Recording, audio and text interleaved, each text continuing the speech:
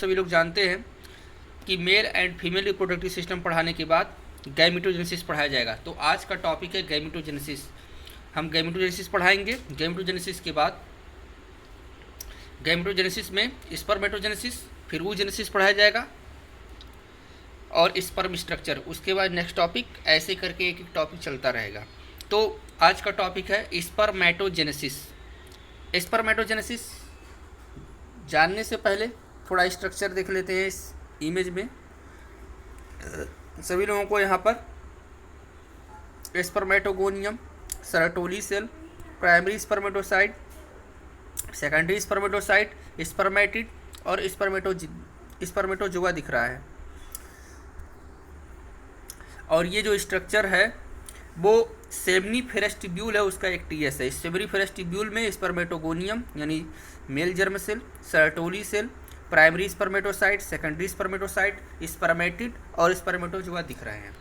अब उसके बाद फर्स्ट ऑफ ऑल देखते हैं इस गैमेटोजेनेसिस क्या होता है। गैमेटोजेनेसिस, गैमेटो माने होता है गैमीट, गैमीट माने होता है युग्मक, और जेनेसिस माने निर्माण करना या निर्माण होना। गैमेटोजेनेसिस यानी युग्मक निर्माण की प्रक्रिया को गैमेटोजेनेसिस कहते हैं।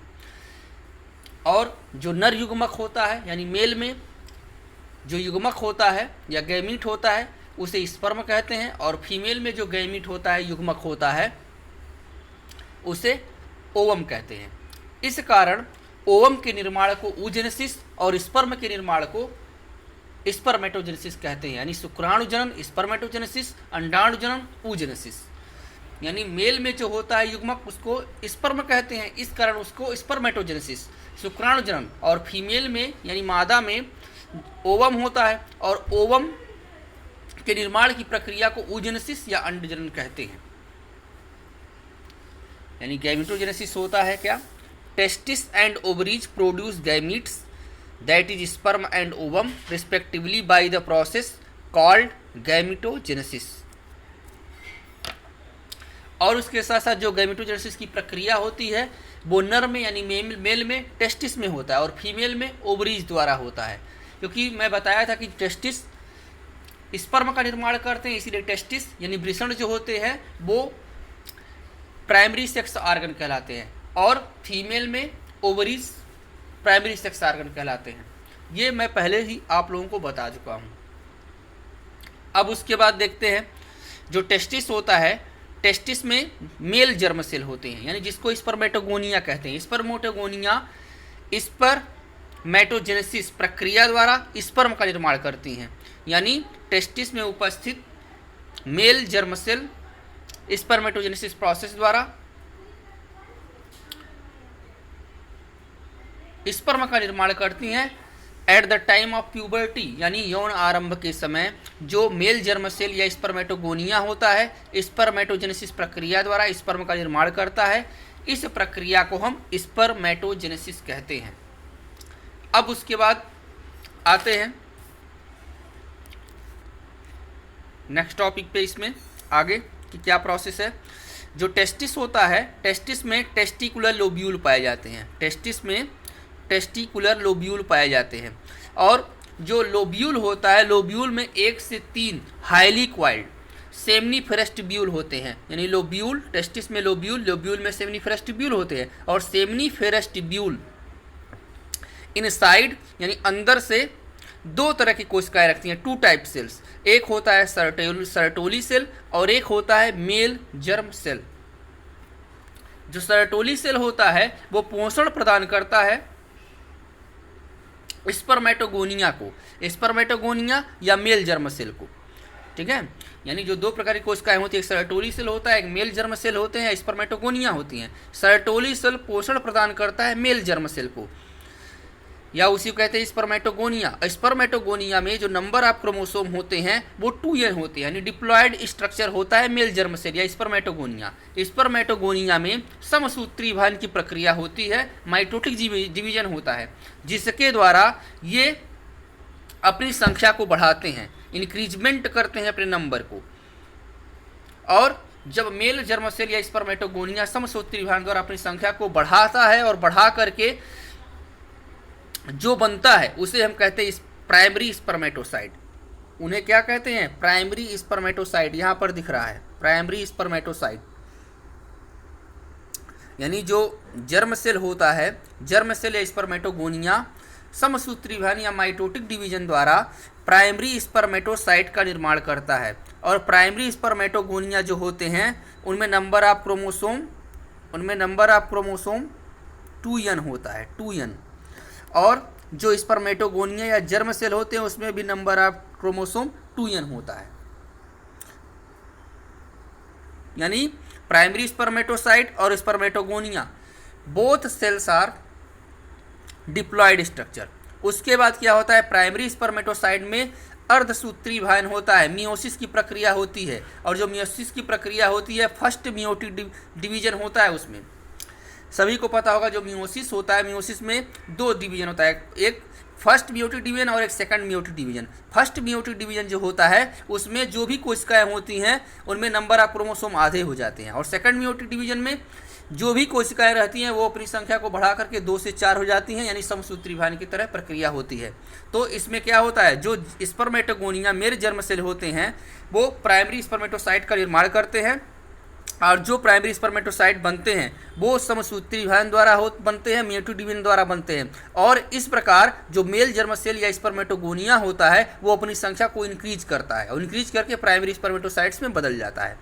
अब प्राइमरी स्पर्मेटोसाइट्स में जब मियोटिक डिवीजन होता है यानी अर्धसूत्री विभाजन होता है, फर्स्ट मियोटिक डिवीजन होता है यानी अर्धसूत्री विभाजन की प्रथम प्रावस्था होती है, तो प्राइमरी स्पर्मेटोसाइट सेकेंडरी स्पर्मेटोसाइट्स में बदल जाते हैं। प्राइमरी स्पर्मेटोसाइट सेकेंडरी स्पर्मेटोसाइट्स में बदल जाते हैं। यहाँ पर सेकेंडरी स्पर्मेटोसाइट दिख रहा है, और जो सेकेंडरी स्पर्मेटोसाइट होते हैं उसमें नंबर ऑफ क्रोमोसोम n होता है।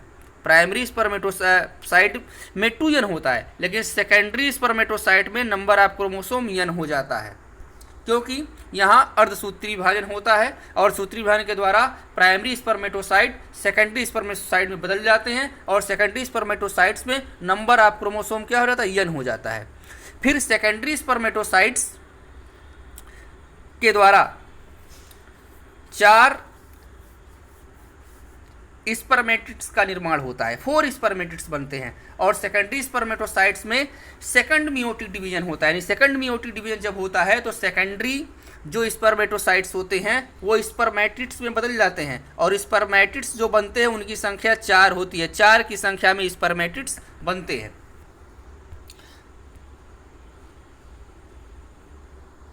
चार की संख्या में स्पर्मेटिड्स बनते हैं। और जो स्पर्मेटिड्स बनते हैं वो जो भी स्पर्मेटिड्स बनते हैं वो स्पर्मेटिड्स सर्टोली सेल में एम्बेडेड रहते हैं। यानी secondary spermatocytes second meiotic division के द्वारा 4 स्पर्मेटिड्स का निर्माण करता है, और स्पर्मेटिड्स भी जो नंबर ऑफ क्रोमोसोम होते हैं n होते हैं। जो सेकेंडरी स्पर्मेटोसाइट्स में होता है वही स्पर्मेटिड्स में भी नंबर ऑफ क्रोमोसोम होते हैं, क्योंकि हो क्या रहा है? सेकंड मियोटिक डिवीजन, और second meiotic division same as a समसूत्री विभाजन होता है। तो जो number of chromosome secondary spermatocytes पे हैं वही नंबर ऑफ क्रोमोसोम स्पर्मेटिड्स में भी रहेंगे। जो number of chromosome secondary spermatocytes में हैं वही नंबर ऑफ क्रोमोसोम स्पर्मेटिड्स में भी होंगे। ठीक है, क्यों? क्योंकि जो सेकेंडरी स्पर्मेटोसाइट्स है उसमें सेकंड मियोटिक डिवीजन हो रहा है, और सेकंड मियोटिक जीवन जो होता है समसूत्री विभाजन की तरह होता है। यानी 2 सेकेंडरी स्पर्मेटोसाइट्स रहेंगे, और 2 सेकेंडरी स्पर्मेटोसाइट्स से 4 इक्वल हैप्लॉइड स्पर्मेटिड्स का निर्माण होता है। फिर स्पर्मेटिड्स कुछ समय बाद स्पर्मेटोजोआ में बदल जाते हैं। यानी जो 4 इक्वल हैप्लॉइड स्पर्मेटिड्स होते हैं वो ट्रांसफर हो जाते हैं, ट्रांसफर इनटू स्पर्मेटोजोआ और स्पर्म, और इस प्रोसेस को स्पर्मियोजेनेसिस कहते हैं। यानी स्पर्मेटिड्स से स्पर्म में बदलने की प्रक्रिया को स्पर्मियोजेनेसिस कहते हैं। उसके बाद जो स्पर्मेटोजोआ या स्पर्म होता है वो एम्बेडेड रहता है सर्टोली सेल में, सर्टोली सेल से धंसा रहता है। उसके बाद कुछ समय बाद ये क्या होता है? रिलीज होता है। यानी स्पर्मेटोजोआ कुछ समय बाद रिलीज होता है सेमिनिफेरस ट्यूब्यूल में, और सेमिनिफेरस ट्यूब्यूल में स्पर्मेटोजोआ के रिलीज होने की प्रक्रिया को स्पर्मिएशन कहते हैं, यानी वीर्य सेचन कहते हैं। यानी स्पर्मेटोजोआ को सर्टोली सेल से रिलीज होने की प्रक्रिया को, और रिलीज कहाँ होंगे? सेमिनिफेरस ट्यूब्यूल में। रिलीज होने की प्रक्रिया को स्पर्मिएशन या वीर्य सेचन कहते हैं। फिर उसके बाद जो स्पर्मेटोजेनेसिस होती है, यह प्रक्रिया प्यूबर्टी यानी यौन आरंभ के समय प्रारंभ होती है। और जो स्पर्मेटोजेनेसिस की प्रक्रिया होती है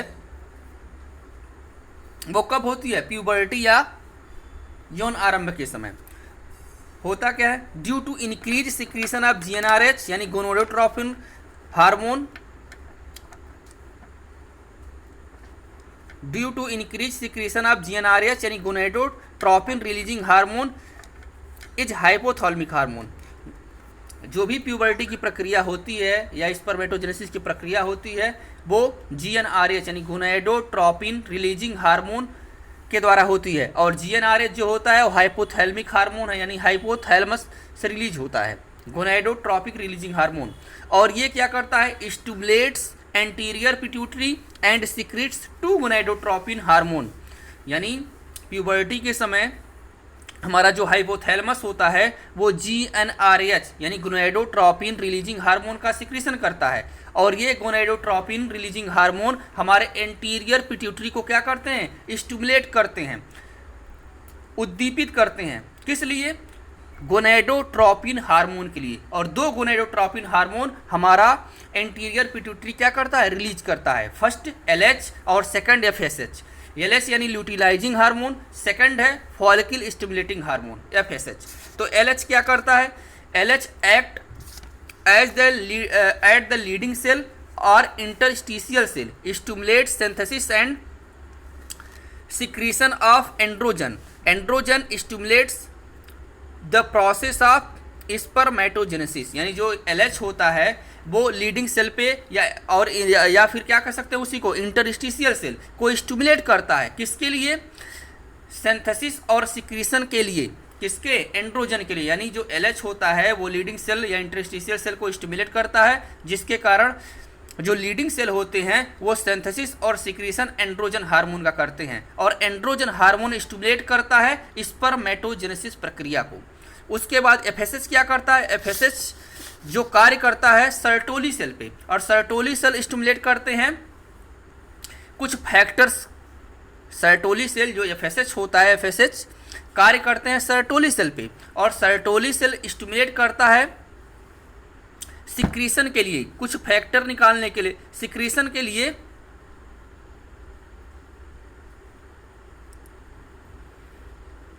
जो एफएसएच होता है वो कार्य करता है सर्टोली सेल पे, और सर्टोली सेल क्या करते हैं? स्पर्मेटिड्स को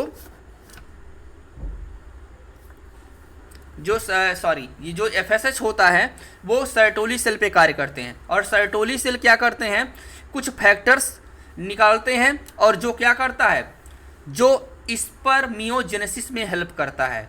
स्पर्मियोजेनेसिस क्या होता है? स्पर्मेटिड्स का स्पर्मेटोजोआ में बदलने की प्रक्रिया स्पर्मियोजेनेसिस कहलाती है। और स्पर्मियोजेनेसिस की जो प्रक्रिया होती है वो एफएसएच हार्मोन की उपस्थिति में सर्टोली सेल के द्वारा होती है। इस प्रकार ये हमारा गैमेटोजेनेसिस में स्पर्मेटोजेनेसिस कंप्लीट हुआ। उसके बाद कुछ फिगर के माध्यम से एनसीईआरटी में दिया है, उसके माध्यम से आप सभी लोगों को स्पर्मेटोजेनेसिस समझाना चाहते हैं। तो आप सभी लोग देखते हैं क्या होता है। ये इमेज दिख रहा है, इसमें दिया हुआ eight the time of puberty, puberty के समय दिया हुआ स्पर्म। यहाँ पर प्राइमोर्डियल जर्म सेल हैं, प्राइमोर्डियल जर्म सेल या उसी को कहते हैं स्पर्मेटोगोनिया। स्पर्मेटोगोनिया 2n है। उसके बाद उसमें हो रहा है मल्टीप्लाइकेशन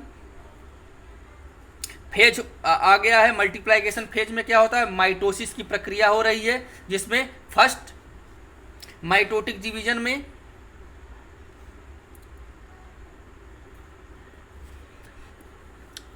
देखेंगे, इसमें eight the time of puberty में क्या हो रहा है? स्पर्मेटोगोनिया है। स्पर्मेटोगोनिया में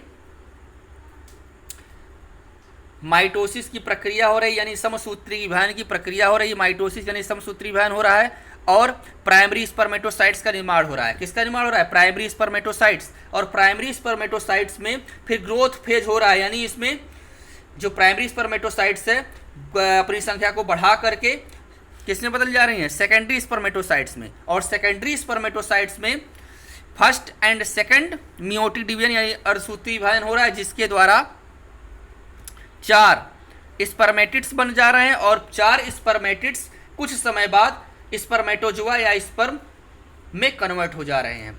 यहाँ पर देखेंगे स्पर्मेटिड्स का स्पर्मेटोजुआ में बदलने की प्रक्रिया को स्पर्मियोजेनेसिस कहते हैं। और उसके साथ साथ इस पूरे फेज को 3 फेज में ही बांटा गया है। एक मल्टीप्लाइकेशन फेज, दूसरा ग्रोथ फेज और तीसरा मैचुरेशन फेज। इस प्रकार स्पर्मेटोजेनेसिस की प्रक्रिया संपन्न हुई। अब नेक्स्ट टॉपिक है स्ट्रक्चर ऑफ स्पर्म, वो नेक्स्ट टॉपिक पढ़ाया जाएगा। तब तक के लिए धन्यवाद।